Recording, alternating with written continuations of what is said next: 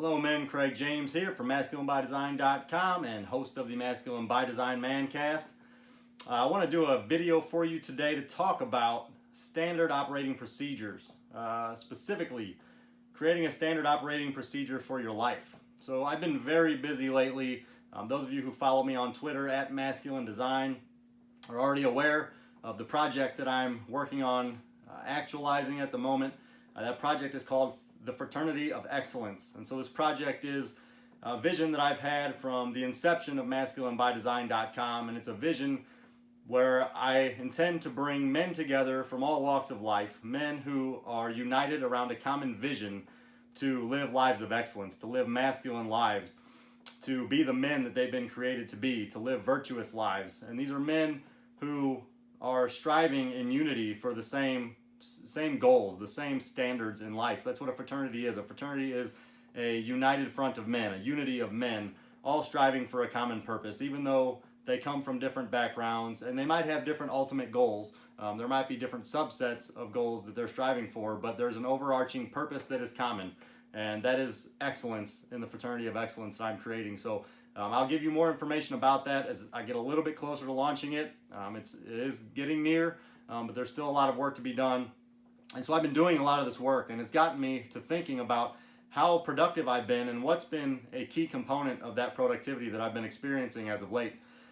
And what I found is that having a standard operating procedure for the way that I live my life has been a huge benefit to me.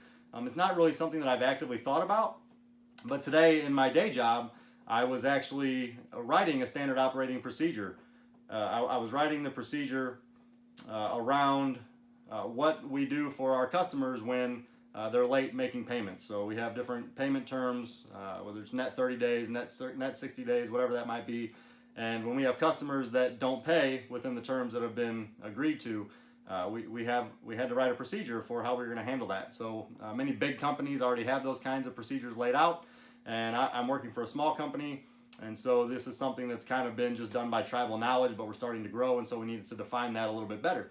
And so what this standard operating procedure does for us is it provides a standard of quality, a standard for a set of steps on how things are handled in a way that we've identified to be a best practice, a way that we've identified to be an efficient way to get customers to pay. And you can apply that to anything in life. And as I was writing that today, it made me realize that I follow something similar for my own life, even though I haven't taken the time to specifically write it all down and map it out. Some things I have, but not on a grand scale. That's what I do. I follow a standard operating procedure. And so what I gather from that, and what I want you guys to take from this, is that if you have a standard procedure for life, you have a standard way that you go about your business in life, you have a habit, a habitual manner in which you go about your day, that is a big key to success, guys. Success is simply the compounding of many small incremental actions that are taking you from where you are to where you want to be. That's what success is. It doesn't happen overnight. It's a compounding sequence of incremental growth.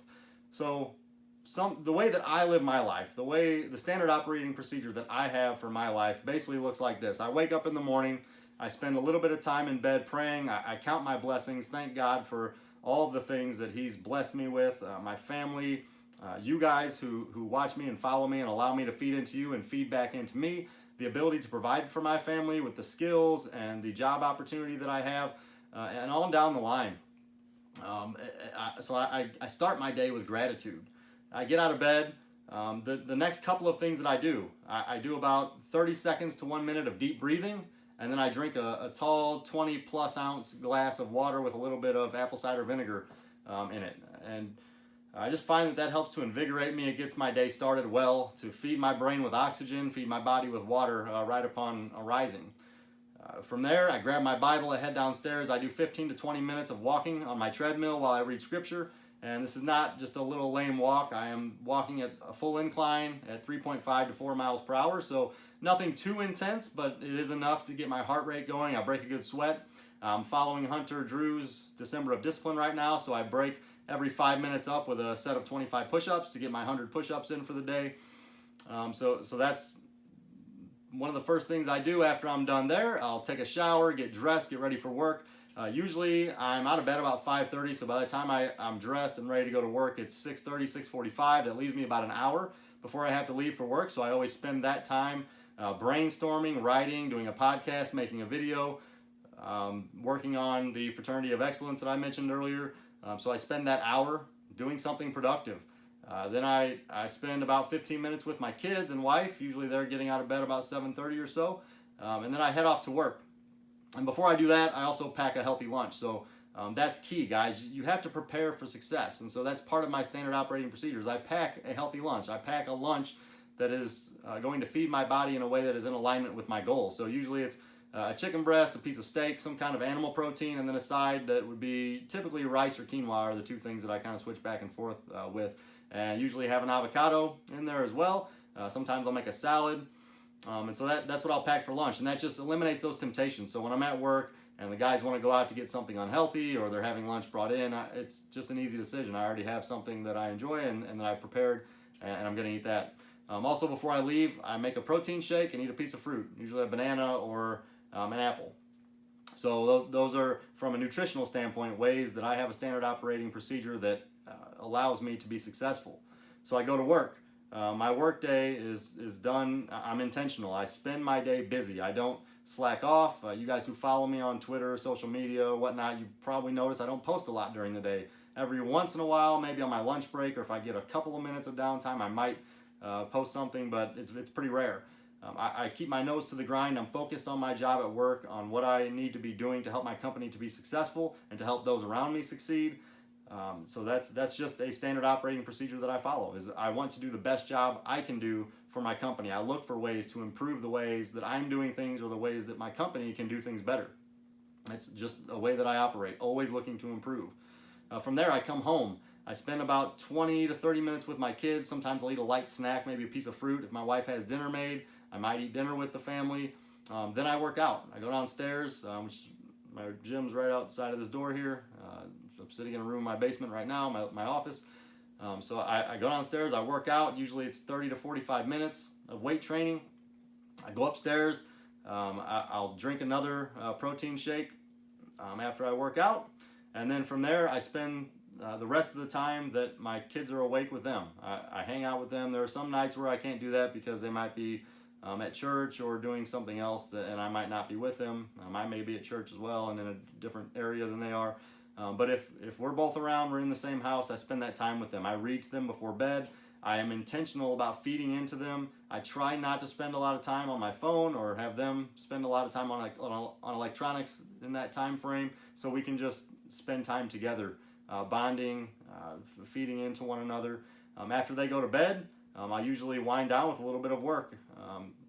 Again, you see a common theme here. I'm intentional about what I'm doing throughout my day. That's what a standard operating procedure does, is it keeps you on task. It informs you of the things that you need to be doing. If I want to make masculinebydesign.com, if I want the Fraternity of Excellence to become the vision that I have for it, to be what I do for a living, to be something that I can do full time to feed into others, to provide value to the world, it's going to take work, and there's a process that has to be in place to get there, and that's what I'm following. So when my kids go to bed, I continue to work on that. So the first thing I'm doing when I get up in the morning after I spend some time in scripture and prayer and getting ready for work is I'm working on my vision. The last thing I'm doing after I do the things that I'm responsible for doing, the commitments that I've already made and that I have to adhere to and that I have to uphold, once those are done for the day, I get back to working on my side hustle, the vision that I have for my life that's different than where it is right now. So guys, standard operating procedures cannot be underestimated. You need to be intentional about thinking about the ways that you're spending your time. You notice what I didn't say in there. There's no watching sports. There's no moseying around on social media. Usually if I'm on social media, it's to quickly reply to those who have interacted with me or to post something of value to others. I'm not sitting there just scrolling through the feed and reading little articles and memes for entertainment. I don't waste time. I don't play video games, and I know some of you that's blasphemous for me to even say that. But there's a reason that I've achieved a certain level of success in life that other men have not, and it's because I live to a different standard. I follow a different set of procedures. So if you want to achieve something more than what you're achieving right now, if you want to take your life to a level that is not where it is today, you have to do something different, guys. We all know that to be true. If you want different results, you have to do something different. So create a standard operating procedure, make it something that is going to challenge you, to take you outside of your comfort zone, to make you strive for excellence, guys. That's what I'm creating with this fraternity of excellence, is a structured system that will serve as a standard operating procedure for every man that's in there to be held accountable, to raise the bar in his life, to strive for what it is that he proclaims to want for himself, and to have a group of men there to support him and guide him along in that process, to network and to build each other up, guys. So that's all I have for you today. Again, please put this to use. I'm not just rambling on here about something that I know nothing about. I'm speaking to you from truth, from what I found to be true through experience, and so many men have found it to be true as well. Men that I've coached, men that I interact with, men that I've helped, who have given me this feedback that this has been a huge help to them. So please use it. Guys, I hope that you're excited for this fraternity of excellence. It's coming out soon. It's going to be awesome. I'm so pumped for this. It's going to be just an excellent forum where men can get together to be men, to strive for excellence, to build relationships, to have some fun banter as men back and forth, and to just strive to make a difference in the world, to make a difference in our families, to make a difference in society. So I hope you guys will join me for that. Stay tuned, because I'll be bringing you more information on that here in the coming days and weeks ahead. So until next time, guys, this is Craig James from masculinebydesign.com, on Twitter @masculinedesign. I'm out.